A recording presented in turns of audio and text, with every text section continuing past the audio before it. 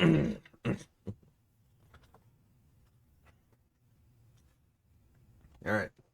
Chapter 1. The Butler and the Lady. A single passenger ship of prodigious size lay anchored in a port town in the northeast of the Principality of Remiferia. Extravagantly crafted from top to bottom, a single glance was enough to discern its intended clientele, the privileged few among society's upper crust. True to appearances, the passengers boarding the vessel that day most certainly fit the bill. Each smartly dressed and adorned with conspicuous opulence. Even among such guests, however, two stood out. A young lady possessed of regal air and the butler at her side. Judging from their oh my goodness. Judging from their dress, behavior, and linguistic register, they suited the setting to a prim and proper T. The single factor that set them apart from the other guests was their ages. Neither looked much older than 12 or perhaps 13 years old, making them mere children in the eyes of most. "Just one moment, my lady." The young butler labored to keep pace with the young lady as he dragged a large suitcase behind him. Despite this, she continued to stride forward, not slowing her pace in the slightest. Exhaustion creased his weary brow. Sorry, guys, my throat is being a little scratchy. His attire was proper, as befitting his station, but his unkempt hair, grown out long enough to completely obscure his eyes, was another story. On top of that, everything about his demeanor screamed that he was timid and weak of spirit. "Snap to it, you dullard," the young lady brusquely shouted, now several paces ahead of the struggling boy.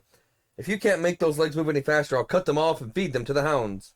She continued to increase her pace while assailing her butler with an unending string of contemptuous words. Her arrogant, haughty demeanor stood in stark contrast of her graceful appearance. Dressed in a lovely black frilled dress, her blue eyes shone like a pair of sparkling sapphires, and her twin pigtails curled slightly in perfect arcs. Most eye-catching of all, however, was the 50-reed stuffed bear she held close to her chest. Though it was large enough to draw attention, it didn't look out of place in the arms of a girl such as her. "Ah, please, my lady, forgive me." In response to the girl's tirade, the boy miserably sputtered excuses and breathlessly pled for leniency as he summoned his remaining strength to pick up his pace. After a not insubstantial trip, the two finally arrived at the ship's boarding gate. "May I please see your invitation and boarding passes?" the crew member working the gate asked, smiling politely. Up close, the ship was even more opulent, a prized possession of the Verne Company, the main route between Remiferia and the Calvard Republic, via the Lamelin Bay. For this particular trip, the entire ship had been reserved for one Haldor Barn, a wealthy merchant from Calvard. Passengers hoping to board required both a standard boarding pass as well as an explicit invitation from Mr. Barn himself. However, as each invitation included the room information for the guest in question, the boarding pass was strictly a formality. "Gray," the girl called the boy by name and gestured with her hand, implicitly ordering him to present their credentials. "Yes, my lady. What do you require of me?" the boy asked, having completely failed to grasp his employer's unspoken instructions. "You cannot possibly be this dense, you stupid worm," she snapped. "Oh, I am sorry, my lady. I beg your forgiveness." Cowering before the young lady's vicious glare, the boy stuttered and stammered 1,000 apologies. "Silence! The invitation and the boarding pass! Now! Right away, my lady!" The boy began busily rustling through the contents of the suitcase, frantically searching for the requisite papers. Yet his haste quickly proved to be his downfall, for no sooner had he located the pass then a sudden gust of wind blew past, tearing the paper from his hand. "Oh no!" he exclaimed. Oh, I'm going to get into a little more comfortable position. Give me one moment.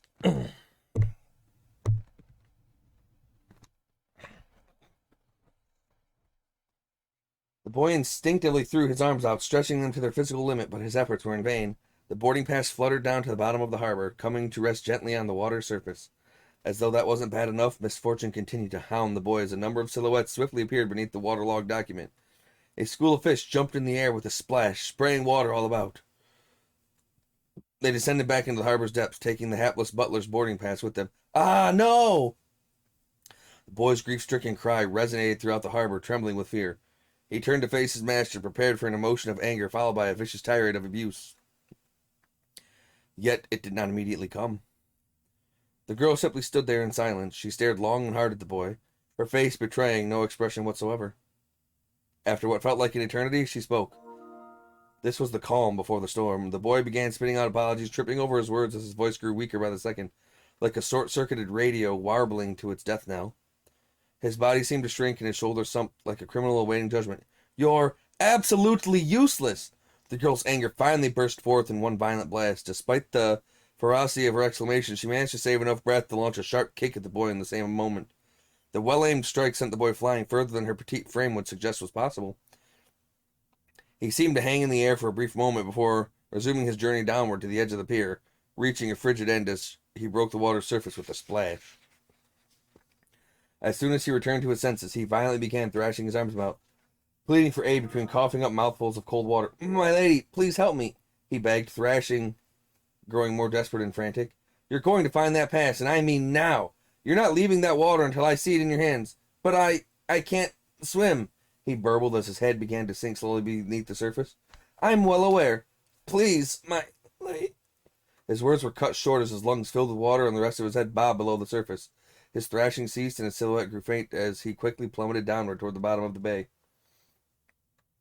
With the situation having reached an unacceptable level of risk, several onlooking crew members ran over to rescue the waterlogged butler. The moment the boy made it out of the bay, however, the still enraged girl tried to kick him right back in again. Miss, please, you must calm down, the crew member at the gate said, trying to pacify the young noble. How? How can I be calm about this? My father was unable to attend, so I am here in his place.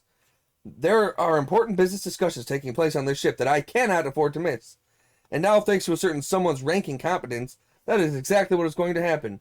The girl gave the boy a menacing glare so virulent it could have stripped the paint from the entire vessel. Tell me, Worm, how exactly are you going to take responsibility for me being unable to board? Though the boy was still coughing and violently spewing water. His already pallid face managed to lose what little color remained in it upon hearing those words. Feeling pity for the boy, the gate attendant stepped in. Well, for the time being, may I see your invitation instead? The boy moved to comply with his request, but was stopped dead in his tracks by the girl's menacing scowl. She produced the invitation herself and roughly shoved it at the attendant. The attendant read over the paper, then went through the list of names on the guest list. This invitation is for Baron Chris Reinhardt, who I can confirm is indeed on the guest list. Might I presume that you two are his daughter and her attendant? You presume correctly. I am Baron Reinhardt's eldest daughter, Celia Reinhardt. The gate attendant made a respectful bow before continuing to speak. Then there will be no need to further concern yourself with the matter of the boarding pass. Miss Reinhardt, you may proceed. Oh, we may? Strictly speaking, a decision of this nature required approval from a higher-ranking employee, but in this case, the gate attendant decided the swift action was the best way to provide a peaceful solution to the rapidly worsening situation at hand. It seems as though you'll live and writhe another day, you useless worm. Count yourself lucky. The girl boarded the ship, still staring icy daggers at her butler. He dragged their luggage on after her, still wheezing and dripping wet from the events of the past few minutes. He effusively expressed his gratitude to the gate attendant as he passed, receiving a sympathetic smile and a few words of encouragement. Having finally boarded the ship, the two youths immediately headed to their room. Their pace was quick, as though they already knew the way. Not a single word was exchanged between them as they briskly walked down the halls. Once they arrived, they gave the room a quick yet thorough search. Infiltration complete. The girl broke their silence, suddenly speaking in a sleepy drawl. Her eyelids drooped as she let out a mighty yawn, not a trace remaining of the tense, high-handed young lady from only a few moments ago. I'm beat, S. I think I'm going to take a nap. She tossed her plush bear onto the bed and immediately launched herself after it. She dove under the covers with childlike exuberance befitting someone of her age, perhaps even younger. In contrast to her whimsical new demeanor, the boy remained completely expressionless. Don't let your guard down. The real mission begins now. Oh, and it turns out the butler was actually like a super butler. Like this novel has pictures as well that I won't be able to really show those because I don't use a camera, I'm sorry. His voice was alarmingly calm and terse as he brushed aside his bangs, still wet from the frigid water of the harbor. His now visible eyes were cold and sharp. Beneath that, however, was the gleam of a hunter fixed on its prey. Each and every ridge of his body exuded composure. The flustered, stammering butler from before was nothing but a memory. Though the girl's transformation was strange, the boy's sudden shift in personality was nothing short of jarring. That wasn't really your best work out there, S. Far from it. She spoke, nonchalantly rolling around on the bed as she critiqued the boy's performance. He remained silent for a moment before speaking, almost as though he agreed with her assessment, at least in part. It didn't affect the mission. But you overdid each and every reaction. It's not easy to match that without seeming unnatural, you know. You hamming it up like that made us stand out more than we needed to. Despite her words, the girl's half-hearted tone took one bite out of her criticisms. These were the duo's true personalities. The upper-class young lady and her bumbling butler making a spectacle of at the boarding gate were simply elaborate pageantries. Acts necessary for gaining entry to the ship and nothing more. Any other method of infiltration might have raised suspicion, endangering their mission. Thus, they chose to board under false identities. They had made clever use of the organization's info network beforehand, ascertaining which of the invitees would be unable to attend. Armed with this bit of intel, they created their personas. The invitations required for boarding were printed on high-quality paper, but ultimately differed only in name. Using the same layout for each invitation was the logical choice for a merchant looking to pinch Mira whenever possible. Logical or not, the particular decision had made the necessary forgery a walk in the park. The boarding pass, on the other hand, was a different story. The Verne Company was known to employ cutting-edge technology to prevent forgeries. Attempting to use a fake pass to board was an act accompanied by a considerable amount of risk. That is why the two engineered the dramatic performance that took place at the boarding gate. The board dropping their boarding pass was, of course, an intentional act. Both the gust of wind and the timely group of fish were a result of battle orb mint the girl had kept hidden in her stuffed bear. A clever method she had used many times in the past to cast arts unnoticed. All of their hard work paid off. The infiltration had gone exactly as planned. It was yet another successful operation for the boy known as Three of Swords and the girl known as Nine of Swords in their life as professional assassins. Oh, damn!